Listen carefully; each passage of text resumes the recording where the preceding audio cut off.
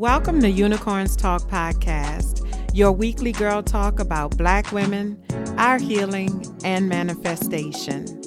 My name is Latrice Sampson Richards, your life enhancement coach, and together we're going to live, laugh, and learn to love all of life's little messes. While I am a licensed clinician, please keep in mind that this show is not a substitute for your own relationship with a mental health provider. Let's go.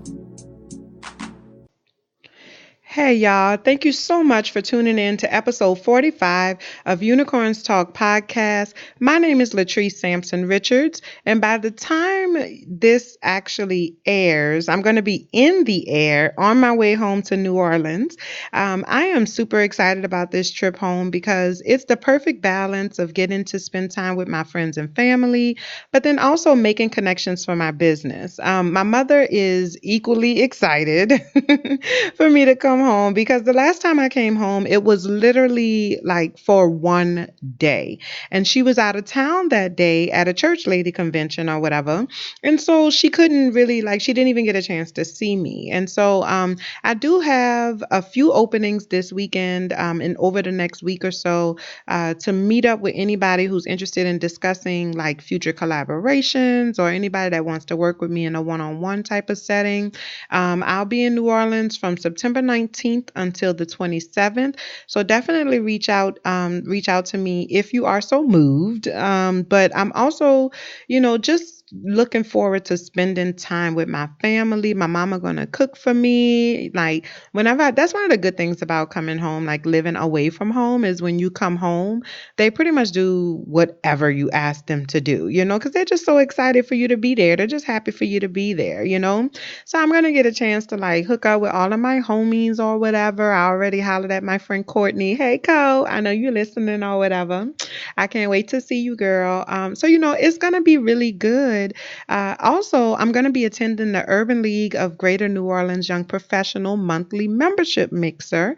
And I'm going to be a panelist for a discussion that they're going to be having around self-advocacy in healthcare, which is going to be really, really great.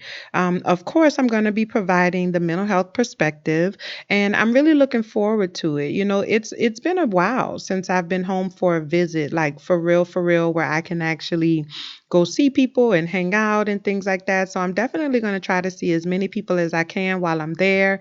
But if you're listening and you the homie or whatever, you might have to come see me, because I don't have no car. I'm going to be using my mother's car here and there or whatever, but, don't be afraid to come see you, girl. Come holler at you, girl. I don't live in the area, so if you want to see me, you got to make a way to come see me maybe, So anyway, also, I'm going to be traveling to Atlanta in a few weeks, which I'm super excited about. As y'all know, I'm going to be doing a live recording of the show at a Pod Connection ATL podcasting conference. There's an entire week of events planned for guests and attendees, and it's going to be a great time had by all, or like as the kids say, it's going to be lit or whatever. Yes, I just said that, and no, I don't know why, but it is what it is. But anyway, there's a meet and greet on that Friday, October 5th, which is going to be at Match Bamboo Lounge. It's free to register, so y'all make sure you do that. It's really a chance for me to meet y'all, love on y'all, and just kind of kick it like in a relaxed setting, which we all need that. I'm also going to have some merch available at the meet and greet, so you'll have a chance to get some of that as well. I have these super cute shirts, y'all, they are so cute. I'm going to just, post them real soon, I promise, but they are super cute. So definitely come and get you some merch and just come say, hey, girl, or whatever, and hang out, spend some time, maybe have a few drinks or whatever. And let's hang out, I'm super excited about doing this show, doing the live version of this show, or the live recording rather. It's going to be amazing. And I'm really looking forward to seeing all of you there. It's not too late to get your tickets. Just go to a podconnectionatl.splashthat.com unicornstalkpod.com and use the coupon code Unicorns Talk to get $5 off your ticket. Now, I was contemplating whether or not I wanted to do a giveaway. I have one ticket that I can make available as a giveaway. I know that, you know what? I'm going to do it. I'm going to go ahead and do the giveaway. There's one ticket available that I'm going to give away to one lucky listener. You have to follow Unicorns Talk Podcast on Instagram. It's at Unicorns Talk Pod. You also have to follow a Pod Connection ATL on Instagram at a Pod Connection ATL. Okay, and then I want you to, I don't know what we're gonna say. I don't know.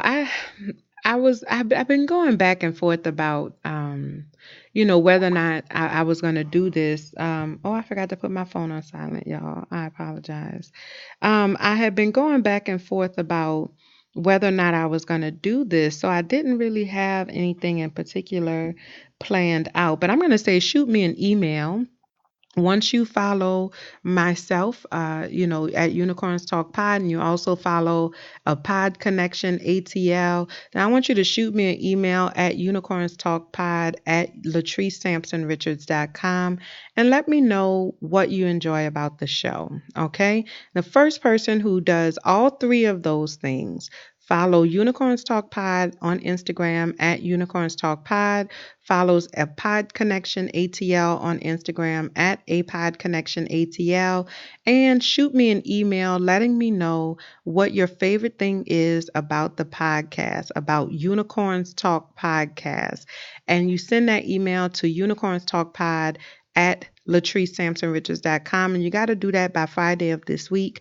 And the first person to make that happen, you get a free ticket to attend a Pod Connection ATL in Atlanta, October 6th, 2018, but the 5th through the 7th, really, 2018.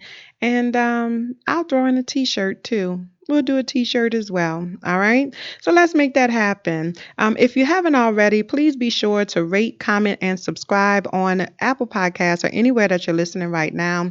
You can use hashtag Unicorns Talk Pod across all of your social media to let me know that you're listening.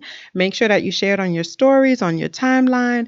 Feel free to tag me directly at Latrice Sampson Richards, or you can tag the show at Unicorns Talk Pod so I can see it, and I'm absolutely going to repost it and give you a special shout out on the next week's show. All right.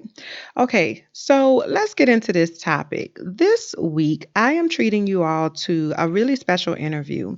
I'm sure you remember the viral story that came out around, it was kind of like the end of May, early June of 2018 of this year, about a nursing student in New Orleans that was forced to withdraw because of her hair. That student's name is Jade Payadue. I had a chance to sit down with Jade and talk about her experiences.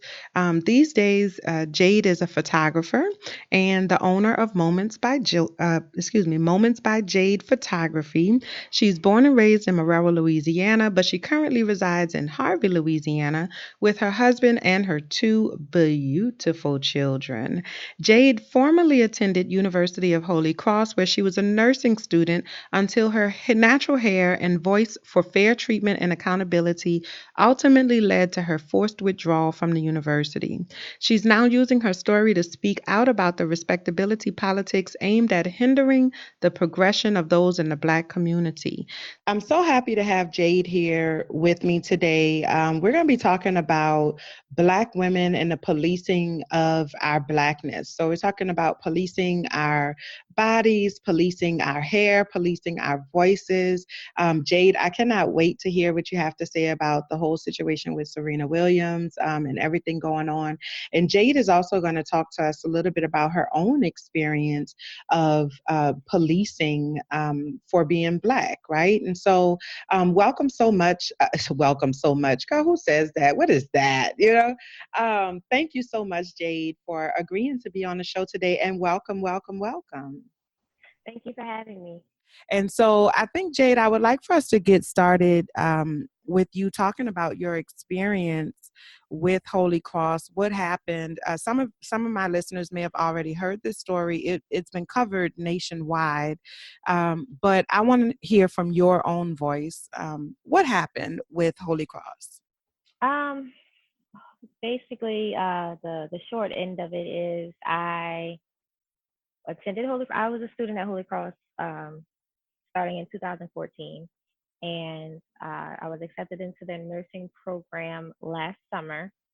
And beginning in the spring semester, we started preparing to go into the clinical setting, and we were wearing uniforms. And the first day that we wore our uniforms, we were going to have uniform inspections. And that day, I was told my hair was too big, it was not neat, and I should either straighten it or cut it because they liked how I had it the week before when I had my hair straightened. And from that day, anytime I was in uniform, I was told my hair was not appropriate, and if I continued to wear my hair in that manner, I would be penalized in my grade.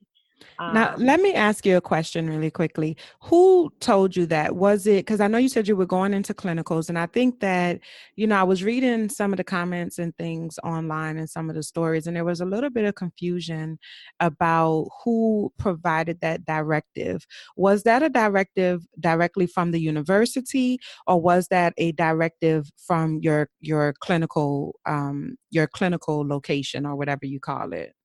was from the university.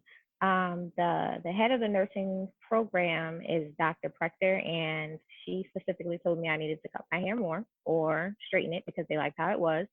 The head of the course, the nursing courses, Miss Angolio, she said it as well. And my clinical instructor, after an exam, uh, the day of our white coat ceremony, she actually told me it was too big, and she patted my hair down like I was a puppy.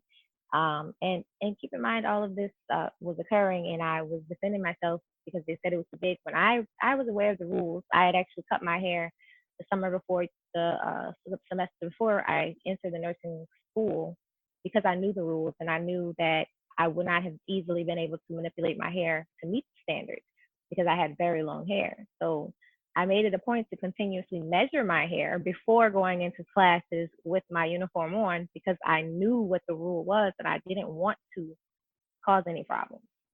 So all of these superiors of mine are telling me, superiors from the university, telling me that my hair didn't meet the standards. Once I went into the clinical setting, I read the rules for them, and their rules were completely different from the university. They did not have the same um, there was a measurement. The university said they could not be bigger than 4 inches. The hospitals don't have those rules. I've checked several of the hospitals that the university uses for clinical rotations, and none of them had those rules. So one of the things that I read when I was first became aware of your story, one of the articles that I read, or I guess a statement from the university, was basically like, "Well, we're just doing this because in the workplace setting, this is what they're going to have to do, and so our rules are based on what the rules are in the field." And so what you're saying though is that those are not the rules in the field; that those are the rules at the university only. Correct. I Yeah. checked several of the hospitals. I checked. My husband actually works in healthcare.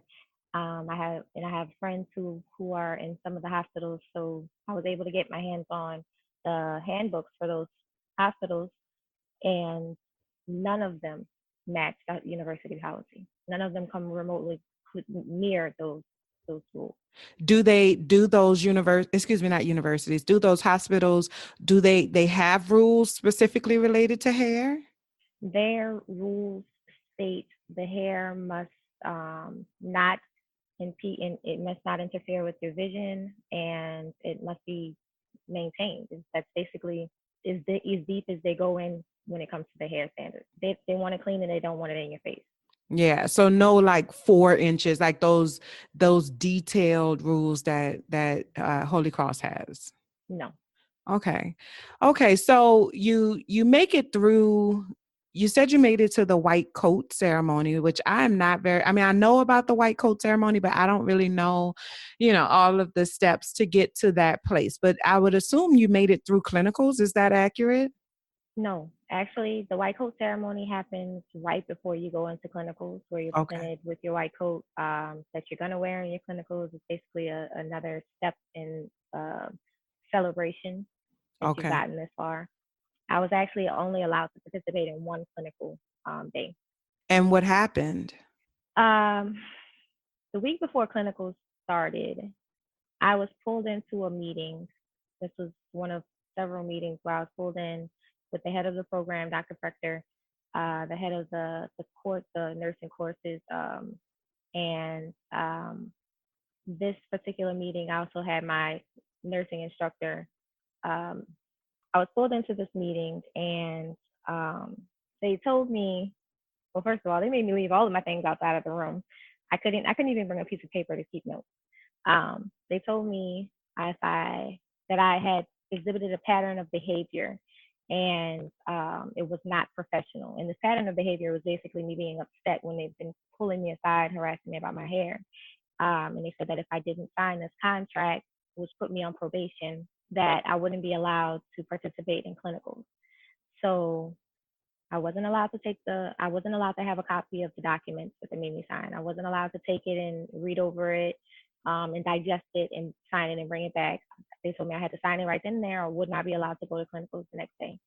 So I signed it. I wrote on each place that I had to sign that I did not agree with the document.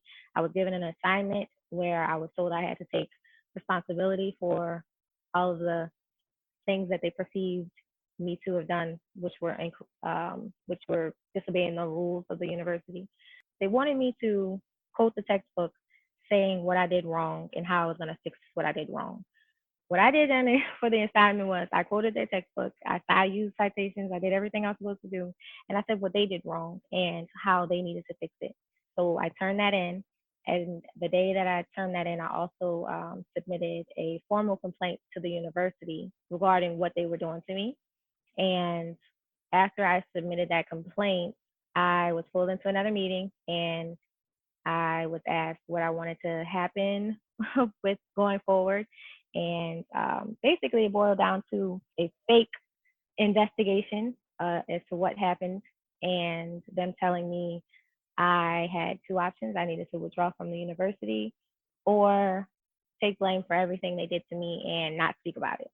It seems to me that there was some retaliatory practices taking place, right? Like you filed a complaint, and after filing the complaint, you were basically given the ultimatum, either conform and do what we've told you to do, even though you are within the ranks, right? Because excuse me, you are within the 4 inches. Like you took the measures that you needed to take in order to be able to comply with the rules. Yes, you cut your hair, right? Like, Exactly. yeah. Exactly. So it's not like, I think that's one of the things that a lot of people don't understand is that you cut your hair. So they said your hair was too long, you cut your hair in preparation for that. So to make sure that your hair was within the right length. The issue, it sounds like to me, was really that they didn't like the way your hair looked, in its natural state, and they wanted you to tame it, for lack of a better word, right? And so it seems like when you filed your complaint, it kind of pissed them off, and that's what made them give you that ultimatum. And so where do things stand right now with between yourself and the university? Did they address it any further? Because the press release that I read a couple months ago, from the university, it was like zero fucks given. You know what I'm saying? So where do things stand right now? How long ago was that, and where do things stand right now? Right now, I'm no longer a student there. They haven't accepted any responsibility for their wrongdoing, and it's going to basically boil down to a lawsuit. I'm going to sue them because I want to be reimbursed for courses that I paid for, where I was basically being harassed and lost time. I technically have lost a year But if you think about it, I've lost four because the whole time I was at Holy Cross, I was preparing to enter their nursing department, their nursing school. Mm-hmm. And to be completely honest, the 4 years I was there, they had different rules based on what student they were speaking to. I took every single non-nursing course before I got into the nursing school. I did that because my advisor told me if I didn't, I would not be accepted into the program, which was untrue because I was in nursing classes with other students who were taking non-nursing courses that were required to graduate. Mm. And I spoke to several other minority students who said the same thing. They were told if they didn't finish those classes, they would not be admitted into the nursing program.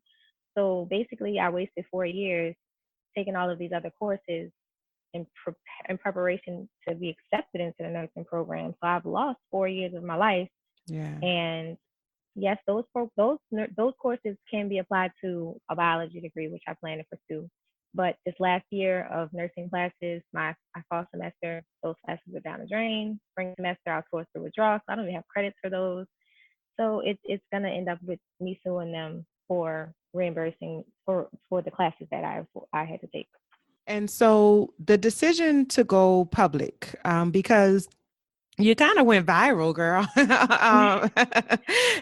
When I was transparency moment. I am really good friends with Jade's family, and so when I saw Trey posted the article, I was like, Jade, I remembered you. I know it took you a little while to remember me, but Jade was always the little cousin, and so I always remembered you because I always thought you were so cute, and so I always remembered you. And so when he posted it, I was like, Jade, Jade. So I read the article and then I saw it on the Root, I saw it on the Griot, I saw it, like in all of these different places, like I think Madame Noir did Madame Noir do something on you also? Yes. Yeah, like I saw it come up in all of these different places, and everybody kind of, in terms of black news media, really picked up on it. And talked about, even Teen Vogue talked about your story. How did you make the decision to go public? Like what prompt you to say, you know what, this is something that I'm experiencing, and I'm not going to let them get away with it. I'm going to go public with what happened. Well, I actually decided that I was gonna go public with it before I was even forced to withdraw.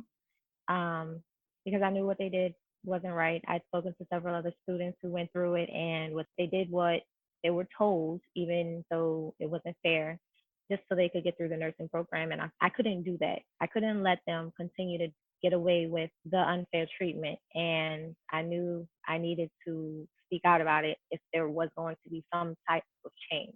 But I didn't expect the feelings I would feel once I was forced to withdraw. I was really depressed about it. It took me a long time to get through that and be able to speak about it without getting upset. So I took some time for myself. I got myself emotionally okay to speak about it, and then I decided, well, today's the day. It's time. Even if it doesn't change anything, at least people will know what they're doing, and maybe it will deter some other minority student from applying to this nursing program and having to go through what I went through. That's what made me do it. Yeah, you talked about having some negative feelings and like going through depression and things. What specifically were those negative feelings and that depression around? What caused you to feel that way? Um, it was really about not only the time I spent working toward this goal. I planned on being a nurse for so long, and that finish line was taken from me. My children, they knew what I was in school for. They were so proud of me, and now I'd gone from working toward this goal, them seeing me sit at the table 12 hours a day studying, to not having anything, and being told that the way I look naturally is not good enough, and the way I look naturally is not professional, and it's not safe, and it's not good enough. And on top of that, I have really bad anxiety, and it got worse dealing with that situation, and I just it was a lot. Yeah. Yeah, I think I definitely understand that. Like um I wanted to have you on the show today because I wanted to talk about uh this whole idea of respectability politics and the policing of our bodies as Black women, because it happens all the time. And so, you know, for you to really express these negative feelings, the depression and things like that, as a result of basically being told that who you are is too much. Like who you are, I'm not going to say is not enough, because it's not that it's not enough. It's who you are is too much, and it's threatening to people who are not enough. And so that's something that I feel like as Black women, we hear that all day, every day. We hear that in the news media. We hear that in the print media. We see that in the print media. It's like everywhere that you turn, that's the message that's being given to us, is that you need to straighten your hair, you need to tame your hair, you need to tame your booty, like don't have your booty all over the place. Don't wear your clothes too tight, but don't wear your clothes too fitted. Like we're always constantly being policed. And I feel like it's more than just, because we are women. I think it's specifically because we are Black women, because as Black women, we extra, you know. Mhm. And that's just what it is. God made us extra, extra, extra everything, extra voluptuous, extra charismatic, extra personality, extra hair. We are a lot of things. And so I wanted us to have this conversation today because I feel like, you talked about the other women in the program, the other Black women in the program who also experienced the things that you experienced, but they, rather than fighting, they just conformed, because they either, they just trying to put their heads down and get finished, or they knew it wasn't fair, but they just conformed because that's what they're used to doing. And so to have, I think, I'll say the tenacity, the strength, the audacity, to really fight back and say, like, not this Black girl, like, this is not happening. I think that that's an awesome and amazing thing. At the end of the day, what is it that you hope to accomplish by, putting your story out there, by, pursuing the lawsuit that you're going to be pursuing with the university? What is it that you're hoping to accomplish on a local level, but then also in terms of helping the culture in general?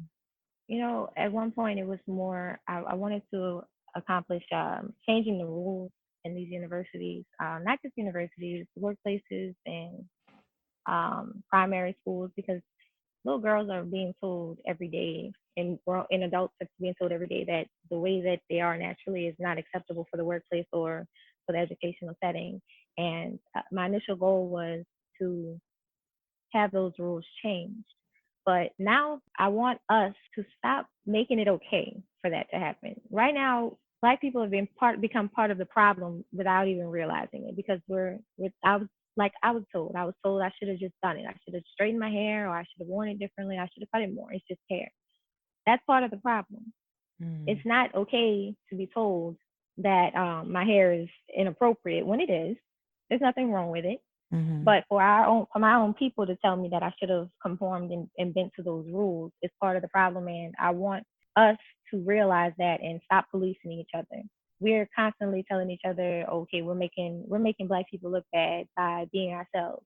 Yeah. I agree. I agree 100%. When I first started doing my locks, a lot of people had concerns about whether or not my locks would be perceived as professional.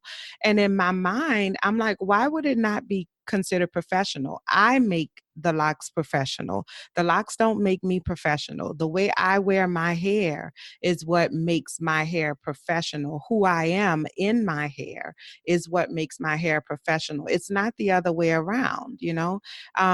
But that I think it's just one small piece of the overall struggle that we have as Black women in particular, trying to do life, here in America. Because I'm not saying in other parts of the world that this is not an issue at all. I know that there are issues in terms of Black women and just Black bodies being policed all over the world. I'm not ignorant to that, but in America, it's a special brand of it's a special brand of discrimination. I really do believe that, uh, because it's so deeply ingrained in our culture. You know what I'm saying? Like, it is a part of the fabric of America, so much so that those people that was telling you, well, you should just do what they ask you to do. They really, I mean, some of them probably came from a shitty place, like some of them was probably like, girl, you stupid. You need to, you need to this, and this. But some of those people, I'm sure, genuinely thought that they were helping you. Some of those people were genuinely like, look, girl, you just got to do what you got to do to get by, and like, coaching you to try to help you more so than to shame you, guilt you, or ridicule you. And those are the people, honestly, that I feel the most sympathy for, I guess, or yeah, sympathy is the word that I want to use, because mentally you're in a place where you've bought into whatever the idea of normal is. You know what I'm saying? Like, you've bought into the respectability politics, and the need to conform in order to live a happy life. But why can't I live a happy life being who I am? Like, that's insane to me. It really is. And anytime I was in these situations, if I showed any type of emotion, which was mainly me being upset because it was an intimidating situation and I felt attacked, so I would sometimes get upset about it. I was always told I was angry.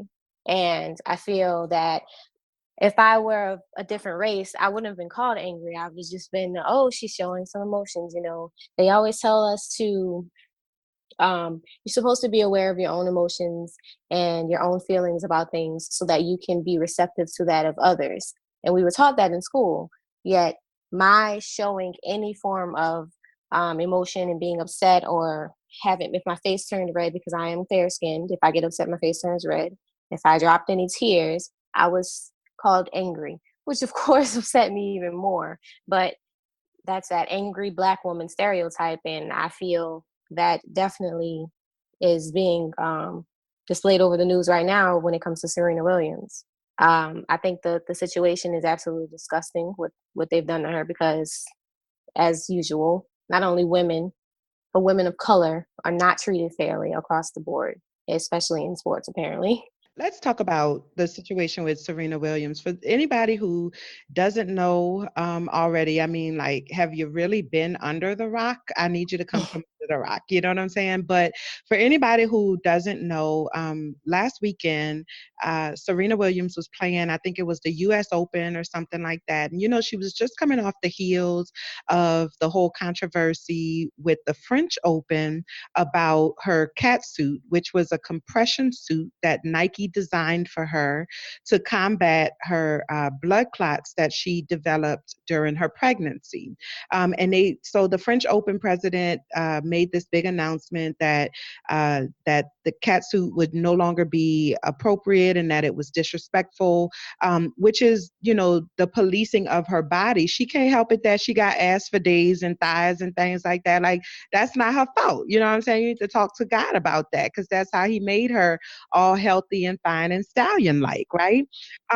But so there's the policing of her body in that moment, in that experience, and being told that showing her body in a cat suit was inappropriate and disrespectful, even, just for being built the way that she's built. And then the following week to go to the US Open and have her voice policed as well. It was kind of like a double whammy, that she received. She got into it with the umpire because he was being ridiculously strict, and he basically he dinged her. Now, I don't really understand tennis, like talking about, but he took some points off for her or something for for uh called for he said that she was being coached, right? So he Mhm. said that she was being coached, and so he took some points off of her score for being coached, and she took that as him calling her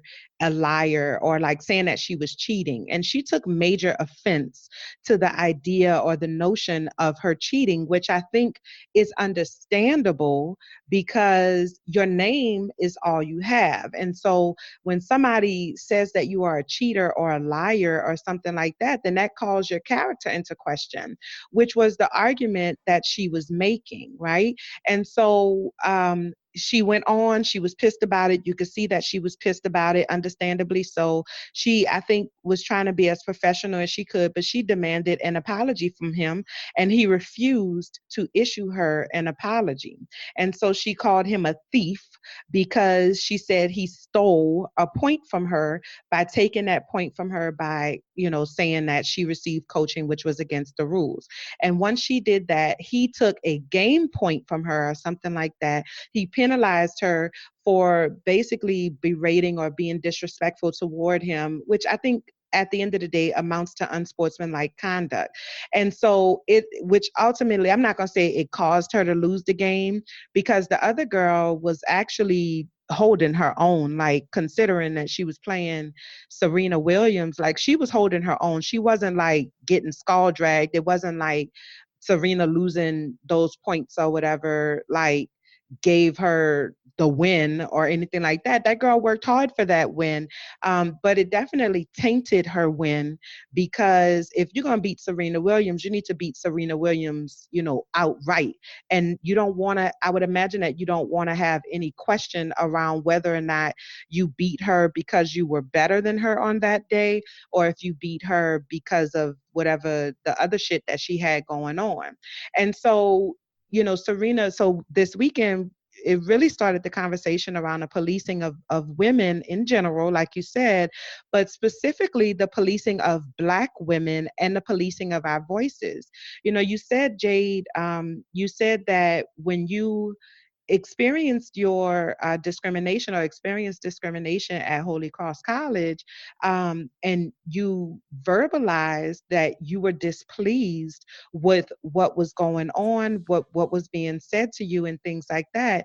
And you said that like they told you that you were angry for showing that emotion about the situation. So when we talk about the policing of women and the policing of Black women in specific, we run into this often where confronting that policing is held against us. And like you said, we're labeled as being the angry Black woman. So, what are we to do in terms of fighting back against that, or like confronting that, and continuing to have our voices heard?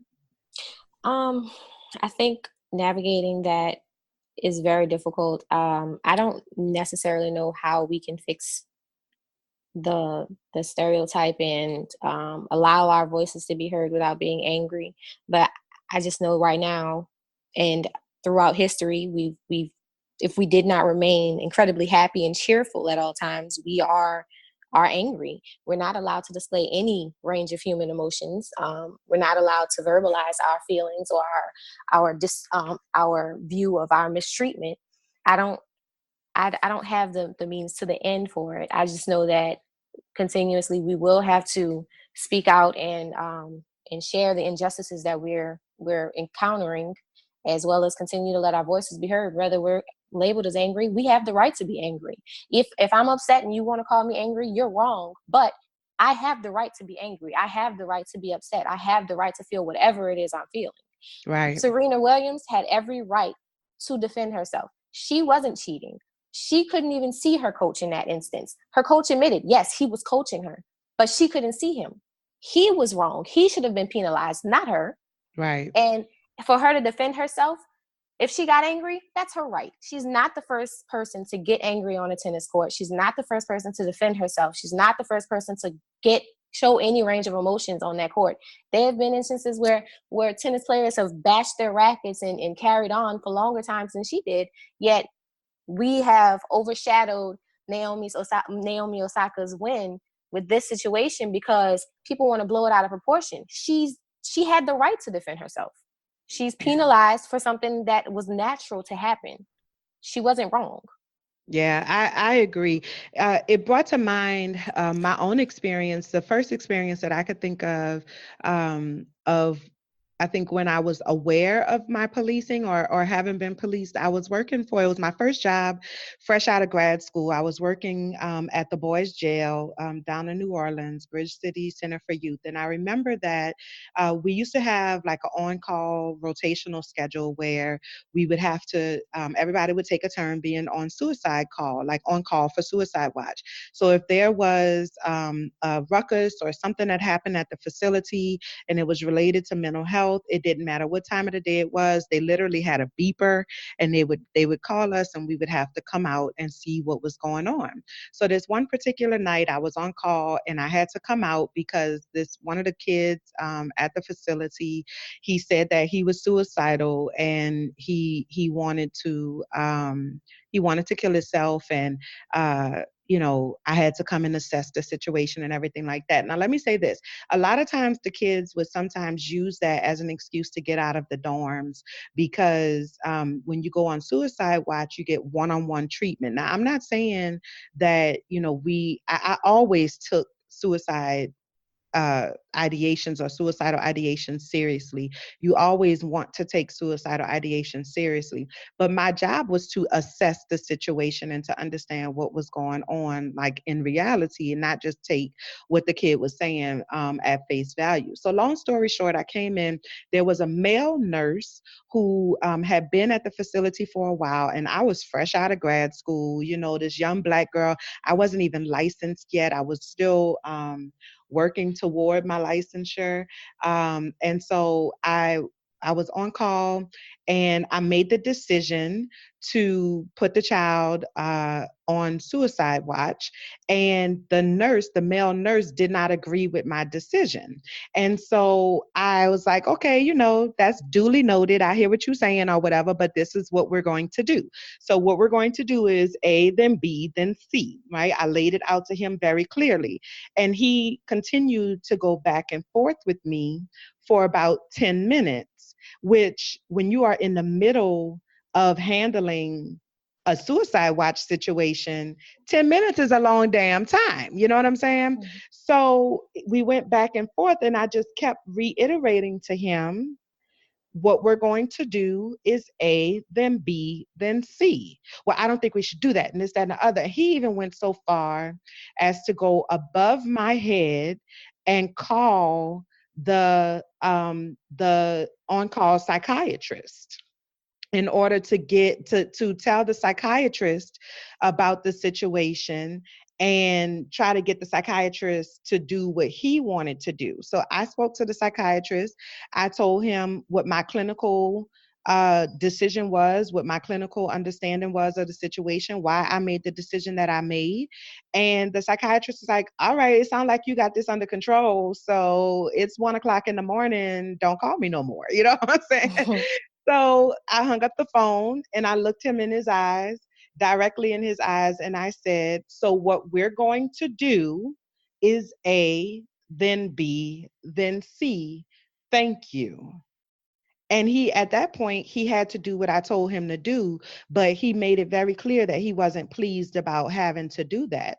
And I made it very clear that I gave zero fucks about the fact that he felt the way that he felt, because in that moment he was challenging my authority, he was challenging my knowledge base, he was challenging my ability to handle that situation. And I know that he would not have done that if I were not a young Black woman and he were not a white man. You know what I'm saying? I know that that would not have happened that way. It's no way. It's no way. Okay. And so that was my experience, my first time really being aware of like what that policing is and what that policing like looks like in reality, and it's a sobering thought. It's a sobering, you know, it's sobering, just period, to understand that you are being scrutinized just for existing in your skin. You have to be better. You have to think ahead. You have to be 2 to 3 steps ahead at all times. Like it's tiring, to say the least. So how did you, as you were going through your process of, dealing with the policing of your hair and like going to the meetings and things, and I know that they were pretending to be respectful, but you can feel it. You know what I'm saying? You can feel when you're being taken seriously and when you're not being taken seriously. How did you prepare yourself to go into those spaces to continue to fight for what you believe was the right thing, even when you knew that how you were being perceived, and you knew that maybe in some instances you were not necessarily being taken seriously? Well, the first thing I had to do was tell myself that the problem was theirs, not mine. So that helped me go in knowing that, not questioning if what I was doing was the right thing to do. In the beginning, I spoke to a couple of Black women who were ahead of me in the program and had natural hair, and I asked them what they did, and they they said, "Well, they're never going to let you be right, even though you are. So you really just need to go in there and don't say anything. Just nod your head, take it for what it is, do what they want you to do, and get finished with the program." So hearing that, I could have done two things, one of two things. I could have done that, gone in there, said, "Okay, yes, yes, yes, I'll do what you want me to do," and just been depressed the rest of the program. Or I could go in and say, "Well, I needed to defend myself because I didn't want anybody else to go through what I was going through." So that's what I did. I spoke my truth. I was respectful when I did it, and um, ultimately, yes, that led to me being forced out of the program. But I know that my voice was heard, and I didn't just sit and swallow what was being thrown at me. And I think that's part of what we need to do. I think that every day women are being treated this way because we are told, just do what they want you to do what they're asking you to do, shut your mouth and take it. You need to be quiet. Don't tell them they're wrong, even if they are. And that's the problem. We are continuously allowing the cycle, and I can't do that. I wouldn't do that. And that's my truth. That's how I did it. And I encourage anyone else to do that the same. Just like we had the situation here in a local situation where a girl, Faith Kennedy, was attending Christ the King school in New Orleans, and Mm. she was sent home because she had braids in her hair with fake hair. And according to their hair policy, they're not allowed to have extensions or false hair in their hair. And it's not that her hair was huge or a distraction. She literally had braids. And they sent this child home because it was not her hair. I'm glad they went to the news. I'm glad this school is exposed. This is what we need to have happen continuously, because for years they've been doing this. This is nothing new. But now we have social media and we have things going viral, and these people are being exposed for the the racists that they are. I mean, there's no other way to describe it. The rules are racist and targeting of Black women. This is what's been going on. I mean, we always tell our children, you have to be better, you have to be stronger, you have to be smarter, you have to be 3 steps ahead. And then we get out in this world and they don't want us to succeed. You are not allowed to know more than them. You are not allowed to be smarter. Like, if you are, you're arrogant, you're full of yourself. Like, I'm I just the situation you went through is the same thing that so many women are going through every single day. And I don't know. It's just, we got to fix this. We can't fix it. We got to stop this.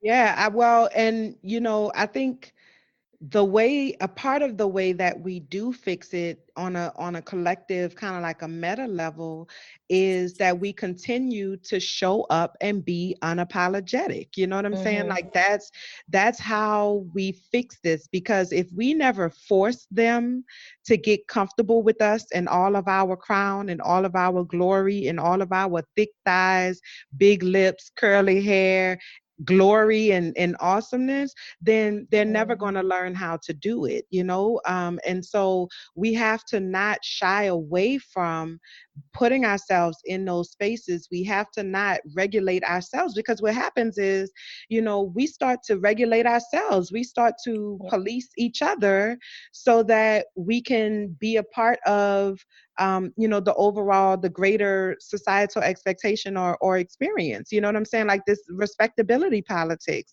Like we start to police each other on behalf of them. Don't make a spectacle of yourself. Don't do Mm-hmm. this. Don't do that. Why you got to do all of this? Why you got to do all that? Because that's what the fuck I felt like doing. That's why. Exactly. Because that's what the fuck I felt like doing. Like, yes, there needs to be tact. Like, yes, there's a time and a place for everything. But at the same time, I need to be able to feel comfortable with showing up as is in any space. And I have really learned how to be able to do that. And to be honest, you know, like I was talking about on last week's episode, I was talking about how I was at the the Women of Color Empowerment Conference, and you know, I had to really check myself and check my own biases around putting myself in spaces surrounded by Black women, you know, because of my own biases and things like that. And you know, if anything, I'm more uncomfortable sometimes when I'm around groups of us than I am when I'm around mixed company. And I think it's because of the policing that we do to ourselves and the Mm-hmm. policing that we do to each other, trying to fit the mold of what the other people want us to be or think that we should be. So I think the way that we combat that is to keep showing up in our true, authentic way and force them to deal with it. If you don't like it, turn the other damn way, you know, Mm-hmm. or get with the program. But what you're not going to do is be disrespectful to me. What you're not going to do is discredit me. And what you're not going to do is treat me as if I am less than because you have a superiority complex, you know? So, yeah. We have for so long been told that we need to show up and perform and not show our authentic selves, and to the point where we have digested that and we continue the cycle and continue to encourage that behavior.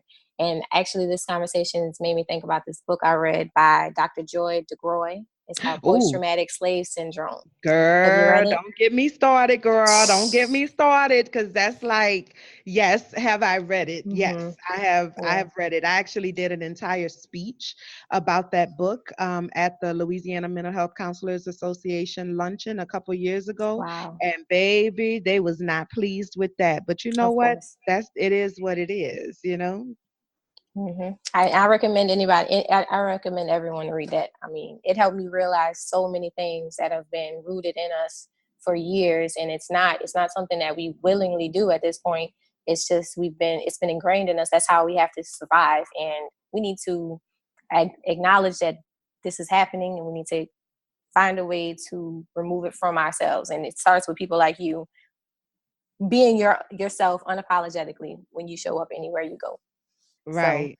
Absolutely. And what was the outcome of that situation? Because I did see that that made national headlines as well. What was the outcome of that situation, or has there been an outcome? I I know she hired a lawyer. They hired a lawyer. I don't think that it's been resolved yet. They I know they sent her home. I don't think I don't honestly have the resolution of what happened with the situation. I did see her lawyers on television saying they were going to fight the decision of the school. But in my opinion, fight the decision, make them change their rules, but don't send your daughter back there. Don't give them the Yeah. satisfaction in giving them your money. But yeah. Yeah, because Christ the King is expensive, girl. That's a hmm Catholic school, that's very expensive in the area. So yeah, I agree with you 100%. And I definitely applaud your tenacity in terms of dealing with this. You said before that people was like, well, why you don't just, cut your hair? Why you don't just do what the people told you to do? And at the end of the day, I can do that, but I can't do that at the same time, right? Because it's like, if I do that, then what happens to the next black girl that comes in here that's, wanting to be a nurse, and they are picking on them? Like, it doesn't change if nobody stands up and says this shit is not okay. This shit needs to change. And so I applaud you for having the tenacity to really, think beyond yourself and to withstand um all of the backlash, the frustration, the inconvenience to your life. Because I mean, this is nursing school. This is something that you really, really wanted. And I know you were saying that this experience kind of changed the way that you felt about the profession and felt about the industry and things like that. Like, so you had to like grieve all of those things. Like, it was a part of your journey. And now, um, your journey has completely been changed as a result of this experience, and yet you're still fighting for, equal rights for black women. You're still fighting for women to have a voice. You're still being a role model and an example for your daughter and for your son on how you should be, or what it looks like to not think about yourself but to really be hashtag for the culture. You know what I'm saying? So Right. yeah. And so I definitely applaud you for that. And thank you so much for taking the time out to come on my show and have this conversation with me about your own experiences and about just the policing of black women and our voices and our bodies in general, and also for fighting the good fight. And thank you for having me. Thank you for letting me share my story, and thank you for your part in helping keep the dialogue alive. Because without conversations like this, things will never change, because women will continue to let it happen because they want to get through it, or they want to keep their job. And this is necessary, and I definitely appreciate the part you are playing in it. Absolutely, girl. We are the world, girl. We are the Yes. children. We are the people that's got to make it right. So let's start doing. I feel like I just Hmm. told my age, like for real, for real. But I don't care. Ain't no shame over here. It is what it is, I suppose. Right. All right, Jade. Thank you so much. Thank you. I hope you all enjoyed listening to that conversation as much as I enjoyed having it. Jade is such an amazing woman, and she's really trying her best to do her part in healing our community. And I, for one, really appreciate her efforts.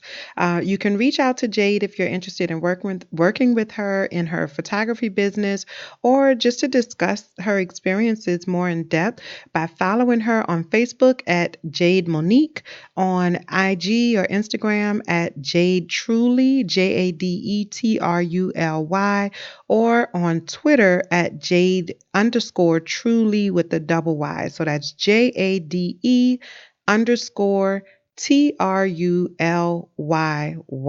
Okay. Again, thank you so much to Jade for just being awesome and freaking amazing, and beautiful. I always thought Jade was so pretty. And she really has grown into being a phenomenal woman, and I'm so proud of her. Like I said, she's always been a little cousin, and just to see her as a grown woman really like doing her part to heal our community, it's just I love it. I love it. So y'all holla at Jade and make sure you send her your support. Okay. All right. Coming up next is High Five.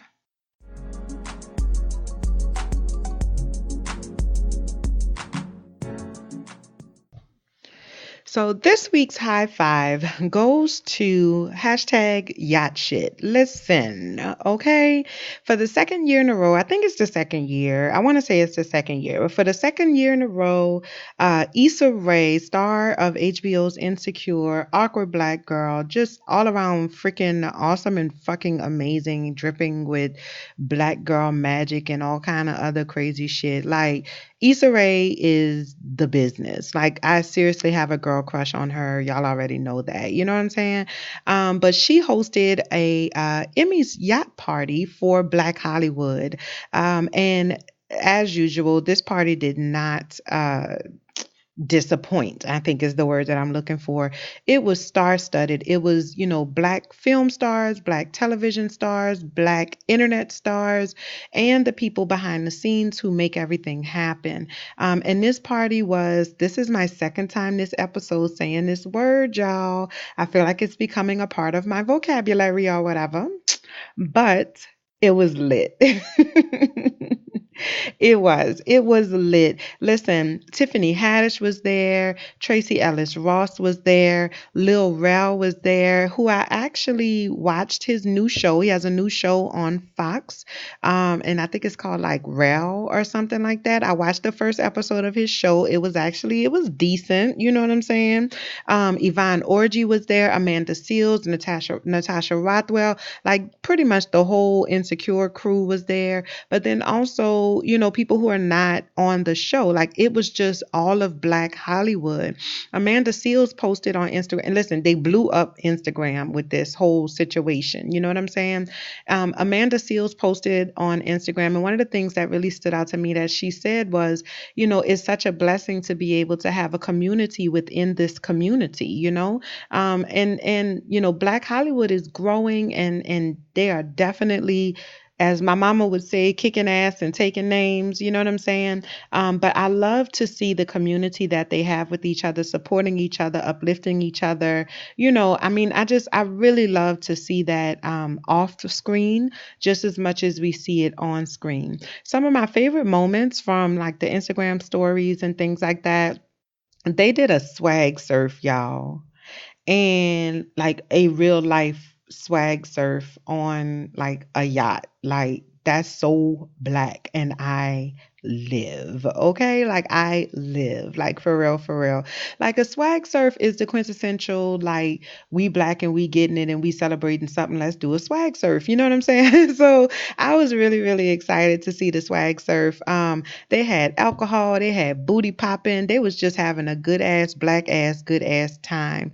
There was a photo of Yvonne Orji, Tracy Ellis Ross, Tiffany Haddish, and Issa Rae, and they were all like, lined up or whatever. And that picture was like, it was giving me high school dance vibes. Like you remember when you and your girls used to go to the little party, go to the little dance at the school. If you grew up in a black Catholic church like me, then it was at the little dance in the cafeteria at the church. But we ain't gonna talk about all of that. You know what I'm saying? But y'all know my peoples, they know. So you go to the little dance or whatever, and they got the photographer, and y'all like, yeah, we look cute tonight or whatever. We gonna, we look cute. The dudes is on us. We fly, all of that, all of that. Let's take a pic. Like that's what that picture felt like. It felt like four just homegirls who on top of their game, and they were having a good time, and you can like really actually let your hair down and not have to worry about, like who's around and who gonna say this and who gonna think that, and shit like that. Like it was everything. It really was. So high five to Issa Rae and her yacht shit party. I live for moments like that, and I'm glad that they are living their lives and enjoying this moment. I'm a very big proponent of living in the moment, being present as you move through your journey and celebrating those moments. And I love it. I love it. I thoroughly enjoyed it. So high five to hashtag yacht shit. I'm gonna do a P roll shit. Yeah, I know I'm from Louisiana, so if you don't know what a P-roll is, then I need you to ask Google. But we're gonna do. We ain't on yacht shit level yet, but we could do, like some canoe shit. You know what I'm saying? I could do some canoe shit. We gonna see. I'm gonna holler at my people. We gonna maybe try to put together some hashtag canoe shit. You know what I'm saying? You gotta start small. You gotta start somewhere or whatever. So that's my high five for today. Reality check is I'm going to do a really brief recap. I finally got caught up on Insecure. Since we talking about Issa Rae, you know what I'm saying? I finally got caught up on the last 3 episodes of Insecure, and they were really good. A common theme, because I mean it's 3 episodes, so I'm not going to go through each of those episodes right now in this moment. But what I will say is that I really enjoy the fact that like we are seeing these characters kind of grow up a little bit. You know what I'm saying? Like they're going through these growing pains. That doesn't mean that they make good decisions necessarily, but they are striving to make better decisions. And I love that we get an opportunity to see that. A couple weeks ago, I was a guest on the Awakened Soul podcast with CEO Hayes. Hey, shout out to Hayes. And we talked about, like love and hip hop and all of this, black reality television and the image that they're portraying. And the thing that I was saying, to Hayes is that I don't necessarily mind. I mean, it's not for me, it's not my brand of entertainment or whatever, but they speak to a particular audience. And it has been very frustrating that I don't think that a lot of effort over the years has been put into speaking to other demographics. Black women, we are so freaking awesome and amazing, but we are all so different, like we're not just any one thing. We are a lot of different things. And I just didn't feel like there was a lot of television options for those of us who do not resonate with, like the love and hip hop stuff or whatever. Like I know it's entertainment for some people, but it's not my thing. I don't get into it. And so I appreciate that Insecure is one of those kind of shows that it shows us a whole lot of people like Kelly. Like, listen, I know Kelly. I mean, I don't know that Kelly, but I know Kelly. Like, who doesn't know a Kelly? You know what I'm saying? Like when Kelly got tased, I was like, I know Kelly. Like this is a black woman that exists in my circle that I went to college with. That like I can identify with that character. I know who that character is in real life. I don't know Evelyn. You know what I'm saying? Like I like Evelyn. Don't get me wrong, but I don't know Evelyn. I don't know a Evelyn character in real life, in my everyday life. So I really appreciate how Issa Rae and Insecure, they give us these characters that have complex lives, that are making, complex decisions, and they give it to us with humor in a way that is palatable. That is definitely, I feel like the epitome of art imitating life. And I really, really appreciate that. I like that they have this common theme going on this season of vulnerability. We're seeing Issa definitely open up more. We're seeing Molly really, come to terms with what vulnerability looks like for her. Because the reality is that vulnerability is not going to look the same for everybody, right? For Molly, her struggle in this moment is being vulnerable with herself, right? So she can't even wrap her mind around the idea of being vulnerable or being open with other people, like really allowing herself to be seen, because she doesn't even she doesn't even see herself. She's not even being vulnerable with herself. So I love how they're playing with this concept of vulnerability, and they are allowing us to see these different levels and varying levels of what it means and what it looks like to be vulnerable and to grow through your process. And so I really, really appreciate that. I love that Issa has this new relationship going on, and they've made it very, very clear the difference between her past relationships and this current relationship. I love how supportive he is of her. I love how he's a number one cheerleader of hers. I love how, he's always encouraging her and things like that. I don't know he a little MIA right now. You know what I'm saying? I don't really know what's going on with that. And I have mixed emotions about that. I'm gonna see where that goes.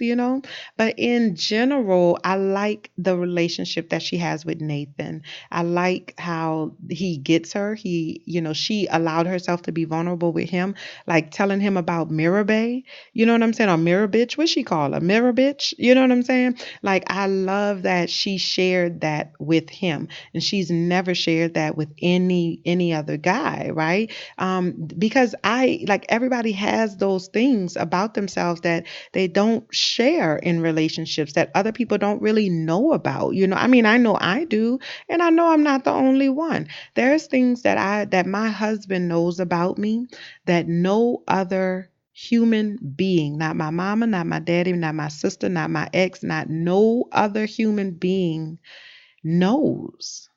He's literally the only person that I've ever shared some things with.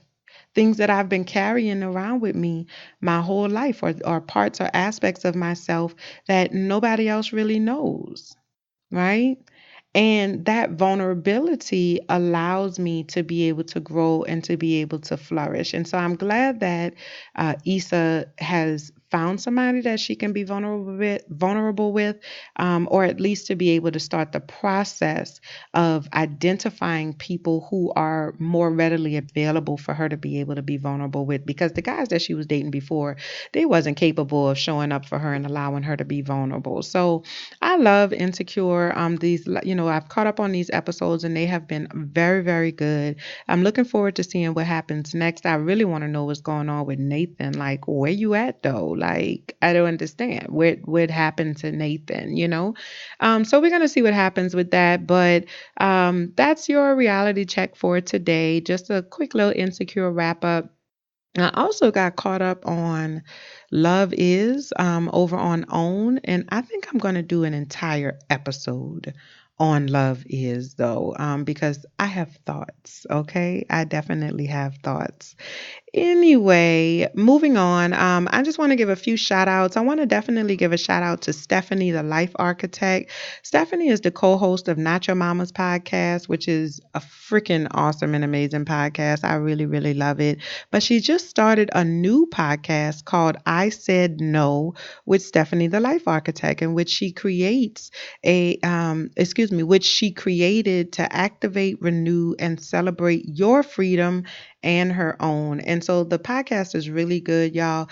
Stephanie is going to be at a Pod Connection. She's not going to be performing her show live, but she is going to be at a Pod Connection. And I cannot freaking wait to meet Stephanie face to face. Like, you know how you meet people and you, like, in your head, you're like, man, I feel like, if I would love to just sit down and talk to this person for a certain amount of time, or like to have some drinks with this person, or to roll a gar or something with this person. Like, this would be a really good conversation. Like, that's how I feel about Stephanie. I think that we definitely have complementary energies, and I can't wait to meet her and talk to her and just like get to know her and develop that relationship. I'm looking forward to that. That's like I think that's going to be a highlight of my experience in Atlanta in a couple weeks. I also want to give a shout out to Jaden Hollywood. Hey, Jaden. Hey, boo.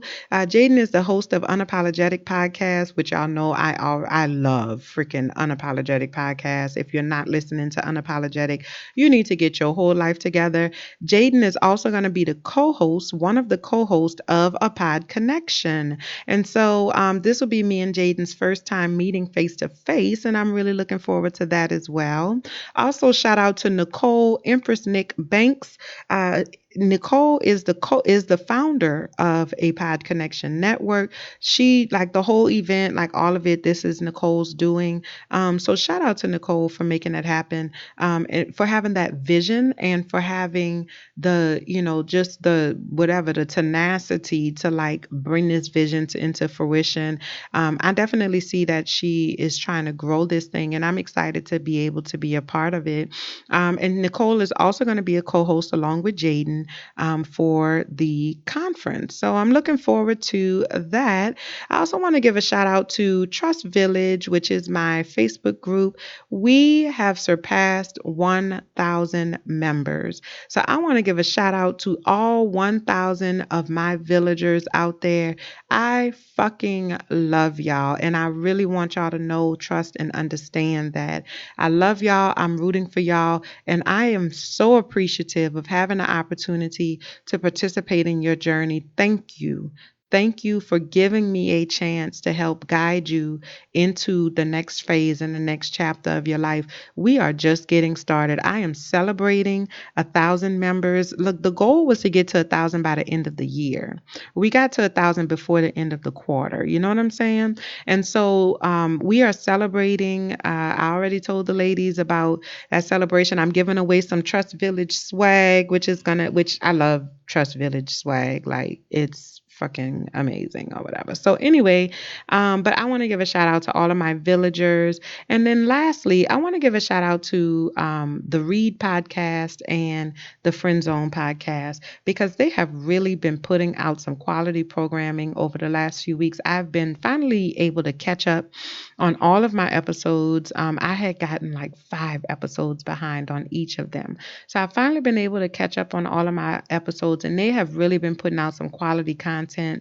Y'all check them out. What I really love, I specifically want to give a shout out to Crystal and Hey Friend Hey, because those two women have inspired me in this podcasting world like you would not believe.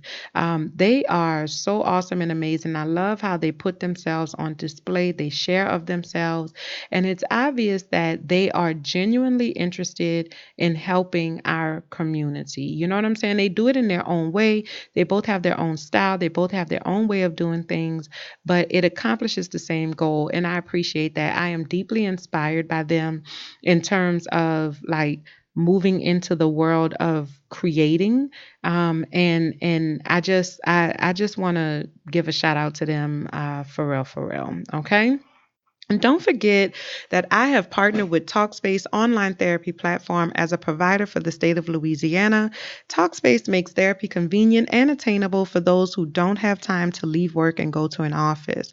Now you can reach out to your therapist any time of the day or night and inside your secure online therapy room and share things when they're still fresh on your mind. I absolutely love the Talkspace platform.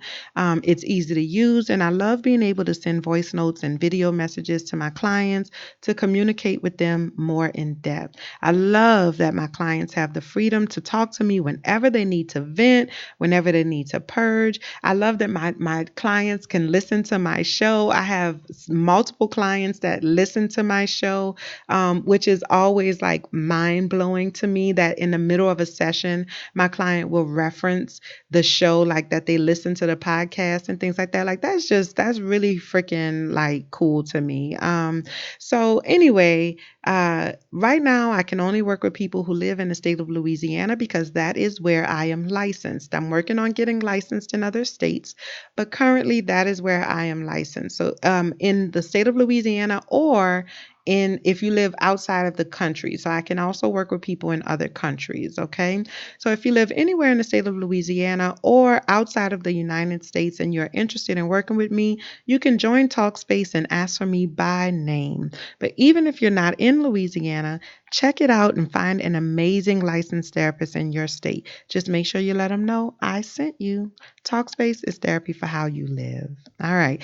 Get your tickets to see me perform Unicorns Talk podcast live at a Pod Connection ATL on Saturday, October 6th. The events are from that Friday to that Sunday, the 5th through the 7th. Tickets are $25, but you can use my special code Unicorns Talk, all caps, 2 words, to get $5 off. Head on over to a Pod Connection ATL.splashthat.com and register for the meet and greet on Friday when you purchase your ticket. Don't forget, I am giving away 1 free ticket to 1 lucky listener. You have to follow me on Instagram, or follow the show rather on Instagram at Unicorns Talk Pod. Follow the podcast conference at a Pod Connection ATL on Instagram, and then shoot me an email and let me know your favorite thing about the show. Okay. And you can email me at unicornstalkpod@latricesampsonrichards.com. All of that information is going to be in the show notes, so you can check that out. Okay. Make sure you register for my free Empower Your Vision Masterclass. You can head over to the website and do that, and join my free Facebook group, Trust Village, a safe space for healing and manifestation. Follow me on all the social medias, Facebook, Instagram, and Twitter at Unicorns Talk Pod. And you can follow me directly on Facebook and Instagram at Latrice Sampson Richards, or on Twitter at L Sam Richards. Okay? I love y'all. That's all I got for y'all today. I love y'all and I appreciate y'all. And until next time, be well. Bye, y'all.